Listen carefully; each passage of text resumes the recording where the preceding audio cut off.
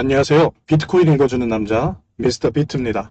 오늘 비트코인이 많이 떨어졌죠? 떨어진 다음에 그래도 어느 정도 9,000, 그럼 말하자면 64K죠. 이 라인을 그래도 사수를 했습니다. 사수를 하고 지금 횡보 중인데 오늘은 왜 이렇게 갑자기 떨어졌는지, 물론 지금 그 이전까지 계속 8,900에서 9,200선 사이를 계속 횡보 중이었지만 근데 갑자기 왜 떨어졌는지 여러 가지 이유들이 있겠죠. 그리고 이 하락시킨 원인들이 앞으로 비트코인 가격에 어떤 영향을 미칠 것인지, 그 다음에 9,000선 64K까지 떨어졌을 때 온체인 데이터나 이런 자료를 보면 이 선을 강력하게 지지하는 매수세가 있었어요. 이 매도세를 막아내는 그런 매수세가 있었거든요. 그랬을 때 시장이 어떤 세력이 매도 공격을 했고 또 어떤 세력이 매수를 통해서 이 지지선을 방어를 했는지를 좀 알아보는 그런 시간을 갖도록 하겠습니다. 특히 여러분들 아시는 것처럼 어떤 세력이 매도를 했고 어떤 세력이 이 매수를 했는지를 알아내는 것은 향후 비트코인 가격이 어떻게 될 것인가를 예상하는 데 있어서 매우 중요합니다. 그래서 이 부분까지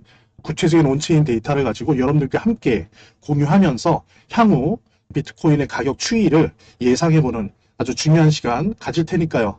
오늘도 역시 구독, 좋아요, 알림 설정 부탁드리고요. 영상 끝까지 시청해 주시기 바랍니다. 자, 이제 본격적으로 시작하도록 하겠습니다. 자, 여기 보시는 것처럼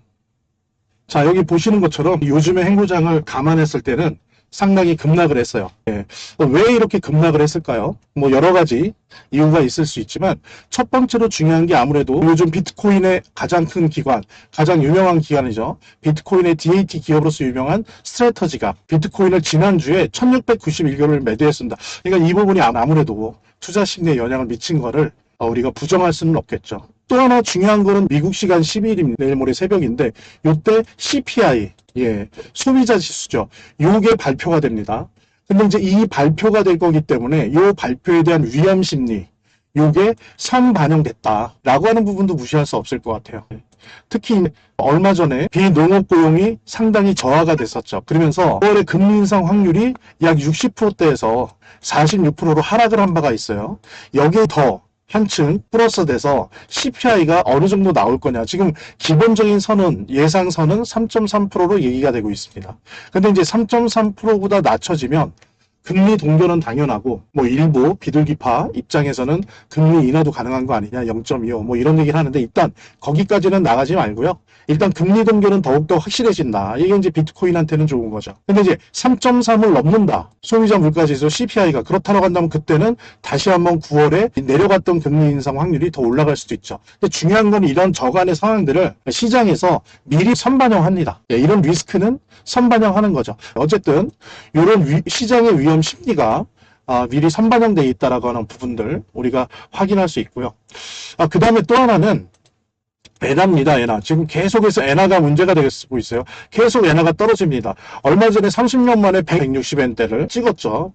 그래서 이제 미국이 개입하고 일본과 미국이 같이 공조를 취하면서 어느 정도 안정이 됐는데 다시 올라오고 있어요. 이게 지금. 그래서 지금 최약세입니다. 미국과 일본이 공동 개입을 했는데도 불구하고 또 약화가 됐어요. 그래서 지금 다시 158 이렇게 올라가고 있습니다. 4까지 떨어졌다가 다시 올라가고 있어서 이 부분이 계속 일본이나 미국에 신경을 걸들이고 있는데, 예를 들면은 일본이 더 이상 안 된다 해서 미국 채권을 시장에 내놓을 수가 있잖아요. 그래서 그것을 판 돈으로 엔화를 계속 구입하는, 그래서 이제 엔화 절하를 막는 그런 지경까지 못 가게 하려고 미국이 아시는 것처럼 일본에 그 채권을 담보 잡아서 달러를 빌려주고 있죠. 그래서 이제 겨우겨우 막아내고 있는데 지금 그럼에도 불구하고 이게 약세로 돌아서고 있다. 그래서 지금 일본 은행이 금리를 더 빨리 올리려고 하고 있습니다. 그래서 기존에 예상한 것보다 더 빨리 더 많이 올릴 가능성이 높다. 물론 그것마저도 통할지는 모르겠어요. 왜냐하면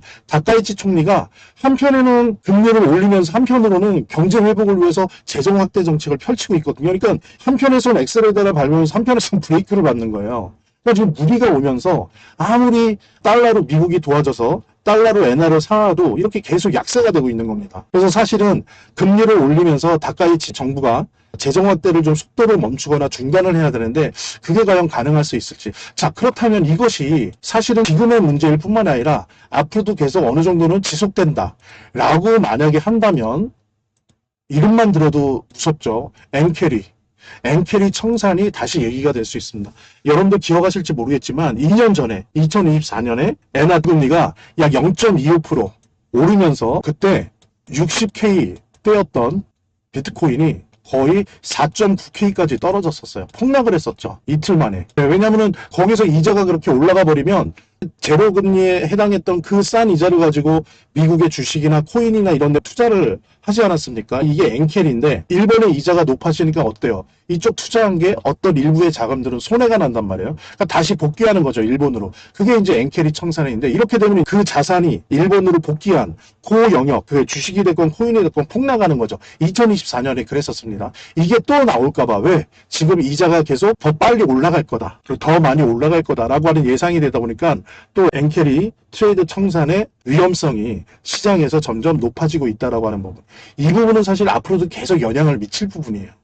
특히 엔화 관련돼서 이에 따른 일본은행의 기준금리를 어떻게 하느냐에 따라서 이 엔캐리에 대한 이 시장의 공포는 지속적으로 유지가 될 수도 있다라고 하는 부분 되게 부정적인 요소죠, 이거는. 그래서 이거는 뭐 이번 달로 끝날 문제는 아니고 지금 미국 재무부의 베센트 장관도 이 문제는 내가 끝까지 하겠다. 지금 일본이 보유한 미국 채권을 연준에 맡기면 연준이 그거를 담보로 해서 달러를 꺼주는 거거든요. 그거를 한 달에 600억 달러를 할 수 있어요.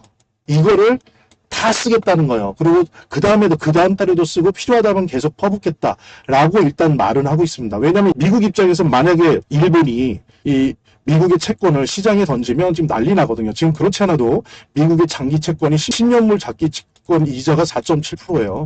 30년물은 5.2%대입니다. 너무 높거든요. 그렇지 않아도 미국이 갚아야 될 빚이 많은데 이자가 너무 높단 말이에요. 그러니까 이런 상황에서 일본이 던진다라고 한다면 미국은 버텨낼 수가 없으나 잘못하면 미국 디폴트 돼요. 미 정부가 그냥 예산이 펑크가 납니다.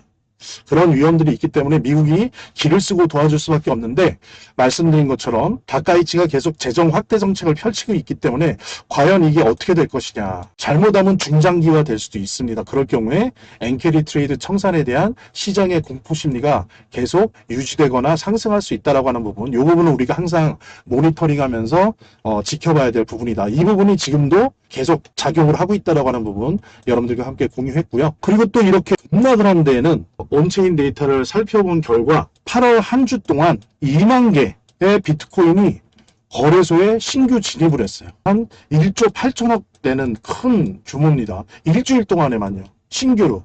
근데 이 중에 2,900개는 3년 내지 7년 동안 거래를 하지 않은 지갑이에요. 그러니까 3년에서 7년 동안 활성화되지 않았다는 지갑이라는 거죠. 그러니까 꽤 중장기 투자하는 자금이다라고 생각할 만한 지갑에 비트코인이 신규 진입을 했습니다. 이거 2,900개까지 해서 2만 개예요. 많이 들어와 있죠. 거래소에 지갑에 있던 것들이. 그래서 이 부분이 사실은 매도 압력으로 존재한다라고 하는 걸 우리가 부정할 수가 없어요. 여기 보면 전 세계 거래소에 있는 비트코인 보유량이에요. 여기 7월 28일만 하더라도 거의 270만 개 정도였는데 8월 3일 되면서 2만 개가 늘었어요. 또 하나는 제가 말씀드린 것처럼 크립토 퀀트 데이터를 보면 장기 보유자 2,900 비트코인이 거래소에 유입되고 유출되고 하는데 이 중에 2,900개의 비트코인이 플러스로 전환됐는데 이 내용을 보니까 3년에서 5년 보유 코인의 거래 유입량이 595년에서 7년 1000%. 그러니까 3년에서 7년 정도 되는 코인이 2,900개 정도가 들어왔다는 걸 확인할 수 있는 거예요. 지금 거래소에 2만 개가 거의 일주일 만에 들어왔다라고 하는 거는 매도 압력이 대단히 강한 거죠. 이런 부분들이 믹스되면서 횡보장에서의 급락을 일으켰다라고 볼 수 있고, 그랬을 때 여러분들 또 보면 여기 이제 이렇게 하락을 했잖아요. 근데 여기서 이제 이렇게 지지를 해주고 있습니다. 횡보를 하면서. 근데 이때 온체인 데이터를 보면 엄청난 매수세로 이 매도를 떠받들어 주고 있었어요. 그걸 우리가 현물 시장에서 확인이 되거든요. 그리고 각 세력들이 어떤 식으로 매수와 매도에 영향을 미쳤는지가 온체인 데이터를 통해서 보입니다. 이게 이제 CVD라고 하죠. 여러분들 아시는 분들 아실 텐데 한번 같이 공유해 보도록 할게요. 여러분들 이게 제가 말씀드린 CVD 차트입니다. 뭐 아시는 분들도 아실 텐데 요게 이제 또 우리가 보통 보면 가격 차트와 함께 이거를 보면 좋습니다. 지금 보면 뭐 좀 복잡하게 있는데 모르시는 분들을 위해서 간략히 설명드리면 요게 이제 가격대죠. 가격대. 우리 아까 그 차트를 통해서 본 것처럼 64K 요게 9,000대 아닙니까? 여기에서 하락하다가 이렇게 유지가 됐었죠. 그래서 여기 보면 요 밝은색으로 갈수록 거래량이 많은 거예요. 지금 보십시오. 거래가 처음엔 4시, 8시 이때 보면은 거래가 많은 가격대가 65.22K 정도. 요 사이 여기에서 이제 하다가 12시부터 하락을 하게 되죠. 그러면서 여기 거래량이 많은 가격대가 점점 내려오죠. 그러더니 64K까지 왔어요. 그죠? 9천대죠. 9천대. 자, 그런데 요거는 확인이 되는데 계속 유지가 되죠. 근데 아래에 보면 이 선이 말하자면 이런 겁니다. 요 노란 선이 개인이에요. 규모가 작은. 그 다음에 맨 위에 있는 이 보라색, 요게 이제 고래로 보면 되고요. 이 자주색, 빨간색과 파란색은 뭐 상어 정도, 고래는 아니지만 상어나 기관 정도 되는 거라고 보면 되는데, 이게 급격하게 떨어질 때는 매도가 강한 거고요. 올라갈 때는 매수가 강한 건데, 보십시오. 여기 이제 급격하게 떨어지죠. 그러니까 막 던지잖아요. 그죠? 그런데 다시 회복을 합니다. 그죠? 이렇게 회복한다는 건 뭐예요? 매수한다는 거죠. 매수. 떨어졌다가 매수에 들어가는데 보십시오. 요 보라색, 요 보라색만이 매수를 안 하고 매도하고 빠져요. 보이죠? 그 다음에 어떻습니까? 이거를 기관이라고 할게요. 추정하건데, 요 빨간색. 기관은 여기서 던지죠? 그러다가 다시 매수, 강력하게 매수해요. 그러니까 이게 유지가 되는 거죠. 그 다음에 어때요? 요거를 이제 상어라고 할게요. 파란색도 마찬가지로, 예, 요것도 상어도 떨어졌다가 다시 강력하게 매수합니다. 그죠? 올라가는 게 보이시죠? 그 다음에 우리 개인들, 이 노란색과 초록색 같은 경우에 마찬가지로 이렇게 참여를 합니다. 그러니까 고래는 매도하고 빠지고 나머지 세력들이 막 받치면서 이렇게 갔어요. 근데 보십시오. 고래는 매도하고 빠지면서 나머지 세력들이 이렇게 매수세로 받쳤는데 왜 가격이 안 올라갈까요? 올라가야 되잖아요. 이걸 통해서 그걸 알 수가 있어요. 왜 안 올라갔냐면 예를 들면 이렇습니다. 여러분들. 매도 호가를 불렀어요. 호가 매도를 했어요. 근데 그거를 공격적으로 매수자가 사들인다 그러면 어떻게 되겠습니까? 그 매도가를 계속 집어먹는다. 공격적으로 올라가겠죠. 근데 안 올라갔다는 건 뭐예요? 거꾸로 매도를 던져준 거예요. 매수를 공격적으로 한 게 아니라 고래가 공격적으로 매도를 한 거예요. 근데 그거를 나머지 세력들이 기관이나 상어나 개인들이 다 받아먹은 거예요. 그러니까 가격이 안 올라가죠. 그러니까 이거는 매도 호가에 대해서 공격적으로 잡아먹은 게 아니에요. 그럴 경우에는 그게 이제 매집인 거죠. 그럼 이제 가격이 상승하는데 이 CVD 차트를 보면 알 수 있는 것처럼 고래가 빠져나가면서 매도한다고요. 근데 매도하는데 나머지 세력은 어떻게 한 거다? 그 가격대에서 계속 매수, 호가 매수를 한 거예요. 호가 매수. 그러니까는 고래가 빠져나오면서 그 가격에 주로 64K 언저리죠. 여기다가 그냥 매도를 해준 거예요. 그리고 빠져나가죠. 자기는 유효하게 빠져나간 거예요. 이게 이제 CV 차트에 보이는 겁니다. 자, 그렇다면 강력한 공격적인 매수세에 의해서 유지된 게 아니라 고래의 매도세에 의해서 유지된 거예요. 따라서 앞으로 어떻습니까? 매수세 에너지가 그렇게 세지 않다는 거예요. 그리고 우리가 여기서 두 가지를 유추할 수 있습니다. 첫째는 9천만 원대, 64K가 앞으로 지지선 혹은 저항선이 되겠다. 왜냐하면 여기 이렇게 매도 매수가 아주 활발했기 때문에. 그리고 두 번째는 매수세가 강하지 못하구나. 이때 버텨준 힘에 비하면 치고 올라가는 힘이 약할 것이다 라고 하는 거. 그렇다면 우리가 예상할 때 어떻습니까? 뭐 비율은 개인 성향마다 틀리지만 저는 개인적으로 이 저지선을 지켜냈기 때문에 이 힘으로 상승한다? 저는 20%도 안 된다고 봐요. 그럼 앞으로 어떻게 될 거냐? 저는 횡보하거나 더 떨어질 수 있다라고 보는 겁니다. 이런 형태로 64K선이 9천선이 유지가 됐기 때문에 그렇게 예상을 하는 게 CVD 차트를 본 결과라는 거죠. 물론 CVD가 모든 것을 보여주지 않지만 이런 내용까지 자세히 보여주는 차트는 이것뿐이에요. 그렇기 때문에 이 데이터에 의거해 봤을 때 이 두 가지 이유 때문에 저 개인적인 견해는 횡보하거나 떨어질 것이다. 그래서 크게 뭐 가격적으로 재미있는 구간이 나타날 거다라고 생각할 수는 없습니다.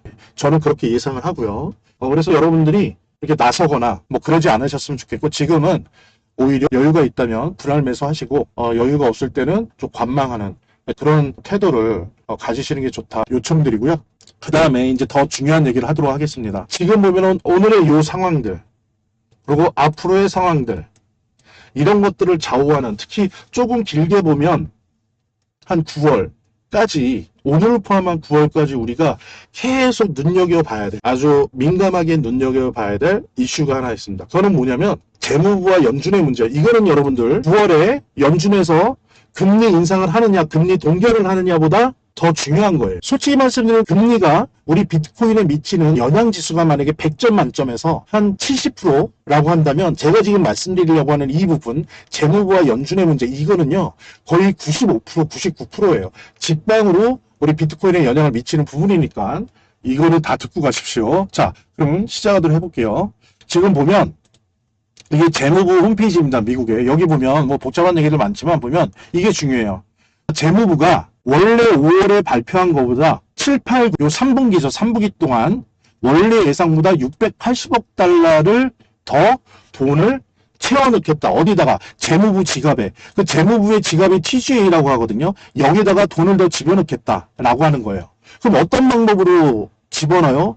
뭐 자질구레한 건 빼고 중요한 게 장기 채권을 팔아야죠. 그러면 그 판돈. 그 다음에 또 뭡니까? 단기 채권을 팔아야죠. 그러면 그걸 판돈. 근데 이게 왜 중요하냐? 이걸 팔면 어떻게 되겠어요? 돈이. 재무부 지갑으로 다 땡겨지죠. 그럼 시중의 자금이 씨가 마르는 거예요. 이걸 어느 규모로 어느 속도에 따라 하느냐에 따라서 진짜 시장의 뭐 금리를 떠나서 시장의 자금이 어떻게 되느냐가 아주 결정적인 영향을 미칩니다. 특히나 여기서 단기 채권을 많이 발행하느냐 적게 발행하느냐에 따라서 시중의 단기 자금이 적냐 많냐가 결정되고 아시겠지만 비트코인은 장기 자금이 아니라 단기 자금에 직접적인 영향을 받습니다. 그래서 이게 연준이 발표하는 이자보다 더 중요해요. 근데 어차피 680억 달러가 증가했다. 돈을 더 걷어야 되겠어. 우리 돈이 부족해. 5월 예상했던 것보다. 자, 보세요. 5월에, 이거 5월 계획했던 거예요. 아까 뭐 더 늘어났잖아요. 전망을 고려해서 재무부는 6월에는 중단기, 이 단기가 포함되어 있죠. 중단기 국채 경매 규모를 소폭 축소할 예정이었고 축소했어요. 그런데 이후 7월부터는 점진적으로 확대할 계획이다. 확대하고 있어요. 그래서 단기 채권을 많이 발행하기 시작했습니다. 이미 7월부터. 지금 8월 진행되고 있고요. 9월까지 가요. 여러분들 단기 채권을 많이 공급하면 시중의 단기 자금이 이 단기 채권을 사겠죠. 그래서 이 돈이 어디로 들어가요? 말씀드린 것처럼 TGA에 들어가죠. 그럼 어때요? 우리 비트코인과 암호화폐 시장에 들어와야 될 돈들이 주로 단기 자금들인데 단기 자금들이 쑥 주는 거예요. 유동성이 주는 거예요. 예를 들어서 금리를 아무리 늘어도 단기 채권 발행을 많이 하면 우리 비트코인한테는 안 좋다. 그래서 이게 더 우선이다라는 거예요. 근데 지금 재무부가 말한 것처럼 7월부터 이미 시작했고 진행 중이고 9월까지 단기 채권을 더 많이 발행한다. 그러면 어떻습니까? 단기 자금이 더 적어지는 거예요. 이미 그렇게 결정이 돼 있어요. 암호화폐 시장 비트코인에 올 돈이 확 주는 거예요. 그러면 우리 비트코인한테 되게 안 좋은 악재죠. 그죠?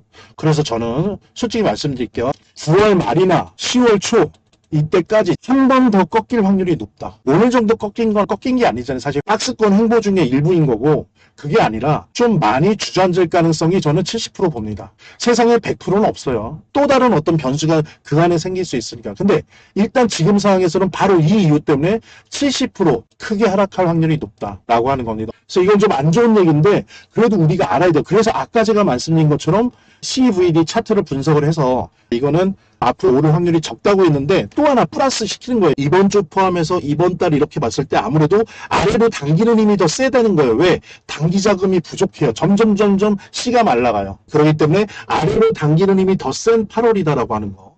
그래서 한번 크게 9월 말 이전까지 한번 푹 꺼질 확률도 있다라고 하는 걸 우리가 투자하면서 염두에 둬야 되고요. 근데 이렇게 되면서 4분기에는 오히려 바로 이러한 이유 때문에 비트코인의 가격이 대상승할 확률이 높아진다. 그 부분을 이제 설명드릴게요. 재무부가 채권을 발행해서 돈을 빨아들이잖아요.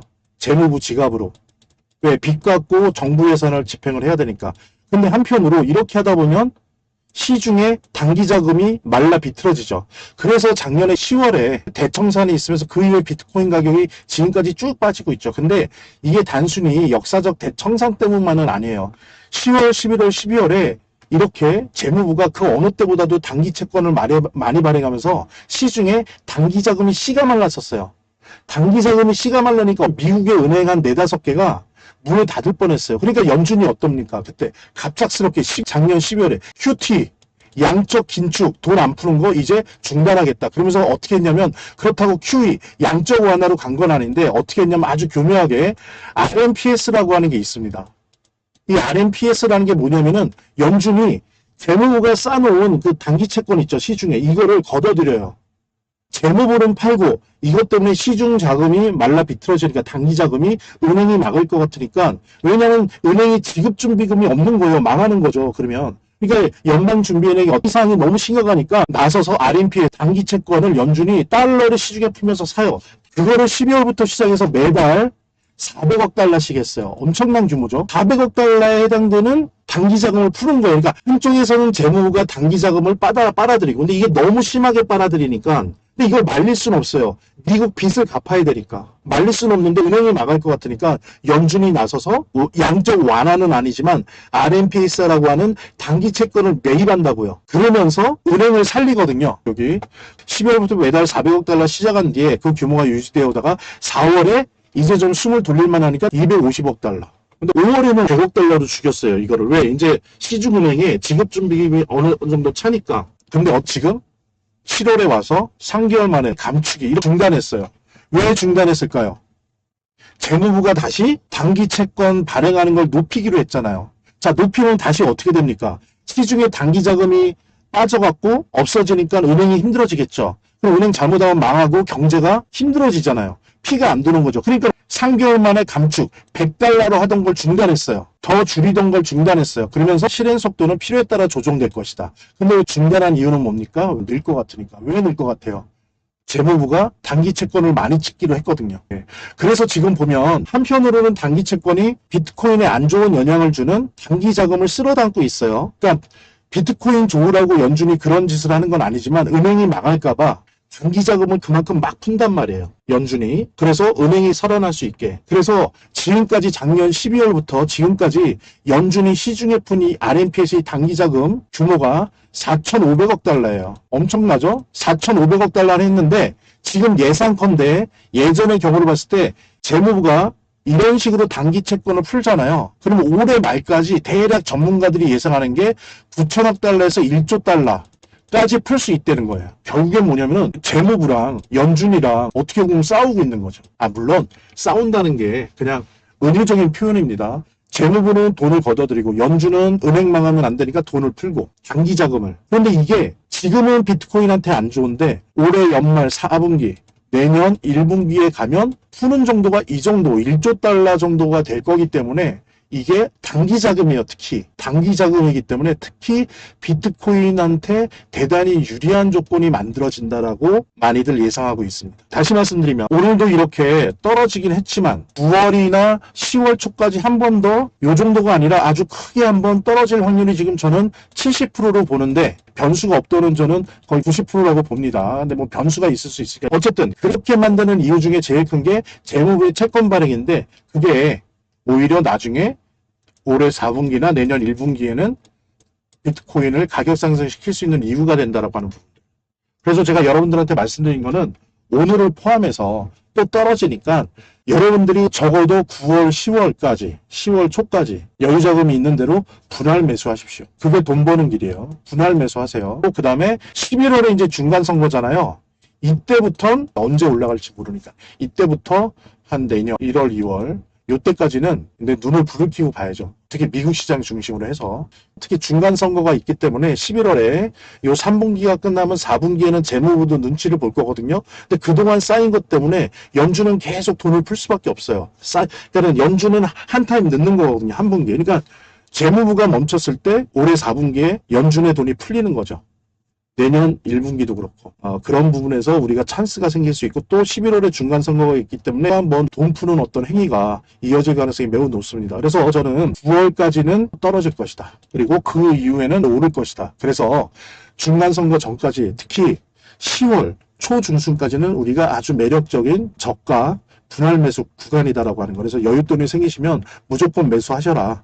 어쨌든 오늘 비트코인이 왜 떨어졌는지 그리고 왜 누가 지지를 했는지 그리고 그것이 향후 비트코인의 가격에 어떤 영향을 미칠지 그 다음에 조금 중기적으로는 올해 9월 10월까지는 우리 비트코인의 가격이 어떨 것인지에 대해서 말씀드렸고요. 10월 초 중순까지는 분할 매수하셔라. 강력하게 추천드리고 그렇게 하면 돈 많이 버실 거예요. 그리고 혹시 여유자금이 없다 빠듯하다 라고 하는 분들은 조금 힘들더라도 조금만 참으시고 올해 4분기까지 좀 꽉 잡아매시고 참으시라 라고 하는 거 말씀드리면서 오늘 비트코인 읽어주는 남자 미스터 비트의 영상 마치도록 하겠습니다. 여기까지 시청해 주셔서 감사하고요. 혹시 구독, 좋아요, 알림 설정 안 하신 분들 꼭 해주시고요. 다음 시간에도 유익한 내용으로 여러분들 찾아뵙도록 하겠습니다. 감사합니다.